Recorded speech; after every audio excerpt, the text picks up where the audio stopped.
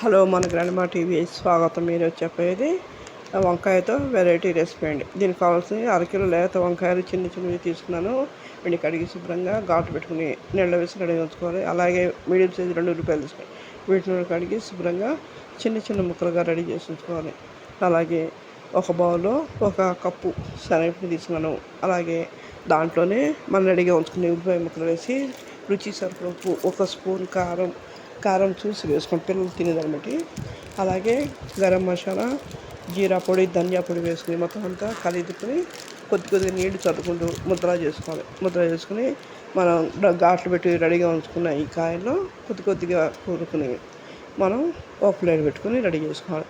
ఎందుకంటే మామూలుగా అయితే విడిగా కూడా పెట్టచ్చండి. అది ఏమవుతుందంటే అది ఆయిల్లో పడిపోయి విడిపోతుందండి. అందుకని చెప్పి ఇలా పెట్టడం వల్ల అంటే ఆ కూర అలాగే ఉంటుంది. చివరి వరకు కూడా కూరలోంచి విడిపడకుండా ఉంటుంది.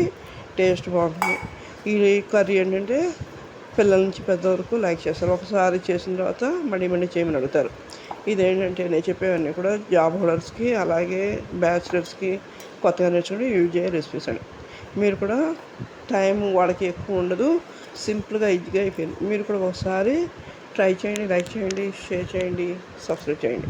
అలాగే వ్యూస్ చూస్తున్నారు కానీ తప్పకుండా సబ్స్క్రైబ్ చేయండి. అలాగే మీరు ట్రై చేసిన తర్వాత ఎలా ఉందండి మీ ఫ్యామిలీ ఫ్రెండ్స్కి, రిలేటివ్స్ కూడా షేర్ చేసి వాళ్ళని కూడా కామెంట్ చేయమని చెప్పండి. చూసారు కదా, మొత్తం చేసిన తర్వాత మనం రెడీ చేసుకుని పొయ్యి మీద బాండి పెట్టి ఇవన్నీ కూడా చక్కగా బాండిలో పేర్చుకుని పైన ఒక 3 స్పూన్ల ఆయిల్ వేసి నీడపడ మూత పెట్టాలి.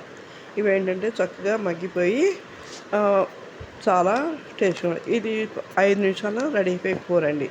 ఎక్కువ టైం పడదు.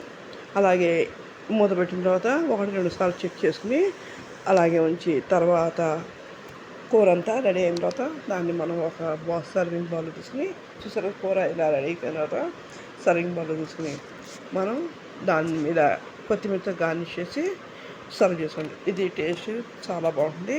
మీరు కూడా ఒకసారి ట్రై చేయండి. ఎలా ఉందంటే కామెంట్ చేయండి.